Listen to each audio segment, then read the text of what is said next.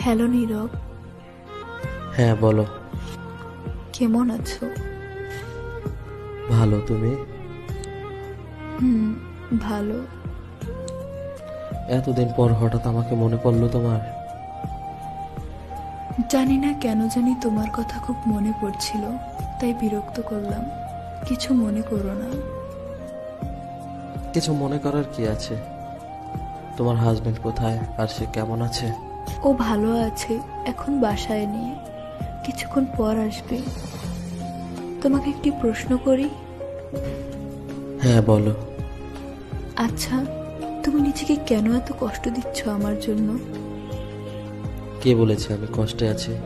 এখন তো আমি অনেক সুখে আছি।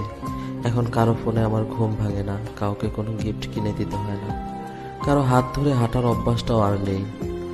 তোমাকে ভুলে অনেক ভালো আছি। নিজেকে আর কতদিন এভাবে লুকিয়ে রাখবে? আমি তোমার মনের ভাষা বুঝতে পারি। আমি জানি তুমি ভালো নেই। তুমি এমন একজন মানুষ যাকে স্পর্শ করেও বুঝতে পারিনি তার ভালোবাসার গভীরতা কত দূর। কাউকে স্পর্শ করলে ভালোবাসা বোঝা যায় না, ভালোবাসা বুঝতে অনুভূতি লাগে, আর সে অনুভূতি তোমার ছিল না। হ্যাঁ, ঠিকই বলেছ। আমি তোমাকে অনুভব করতে পারিনি, হয়তো এই ভুলটা আমারই। আমি তোমার দোষ কখনোই দিব না, আসলে অনুভব করার মতো ভালোবাসতে আমি পারিনি তোমাকে। আমার জীবনের সবচেয়ে দামি মানুষটা ছিল তুমি। হয়তো বুঝতে দেরি করে ফেলেছি আমি, আর এর জন্য চোখের জল ফেলতে হয় নীরবে। মুখের কষ্টগুলো বুকেই চেপে রাখতে হয়।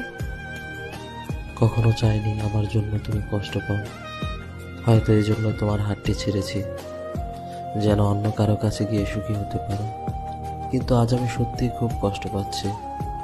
তোমাকে সুখী দেখলে সবচেয়ে বেশি সুখী মনে করতাম নিজেকে। হয়তো কোনোদিন কোনো দাবি নিয়ে দাঁড়ায়নি তোমার কাছে, তবে আজ একটি দাবি থাকবে। আমাকে আর কখনো মনে করবে না তুমি, নতুন মানুষটাকে আমার থেকে বেশি ভালোবাসবে। আর একটি কথা, এখনো অনুভব করি তোমাকে, এখনো স্বপ্ন দেখি তোমাকে নিয়ে। হয়তো স্বপ্ন পূরণ হবে না এই জীবনে, কিন্তু তোমার অপেক্ষায় থাকবো মৃত্যুর পরের জীবনে, যেখানে কেউ আমাদের আলাদা করতে পারবে না।